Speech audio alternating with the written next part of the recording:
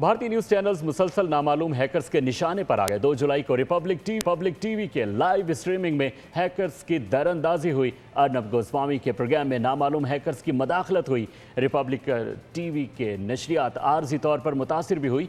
Hackers ने नशरियात के दौरान स्क्रीन पर बैनर्स चला दिए। अर्नब गोस्वामी के प्रोग्राम में बैनर्स और वीडियोज़ नशर की गईं। पहले भी दीगर इंडियन चैनल्स को साइबर हमले का सामना करना पड़ा।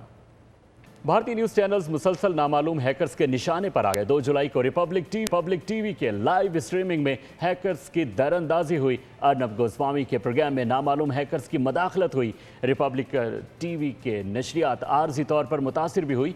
हैकर्स ने नशरियात के दौरान स्क्रीन पर बैनर्स चला दिए। अर्नब गोस्वामी के प्रोग्राम में बैनर्स और वीडियोज़ नशर की गईं। पहले भी दीगर इंडियन चैनल्स को साइबर हमले का सामना करना पड़ा। भारतीय न्यूज़ चैनल्स मुसलसल नामालूम हैकर्स के निशाने पर आ गए। 2 जुलाई को रिपब्लिक टीवी के लाइव स्ट्रीमिंग में हैकर्स की दरअंदाजी हुई। अर्नब गोस्वामी के प्रोग्राम में नामालूम हैकर्स की मदाखलत हुई। रिपब्लिक टीवी के नशरियात आर्जी तौर पर मुतासिर भी हुई। हैकर्स ने नशरियात के दौरान स्क्रीन पर बैनर्स चला दिए।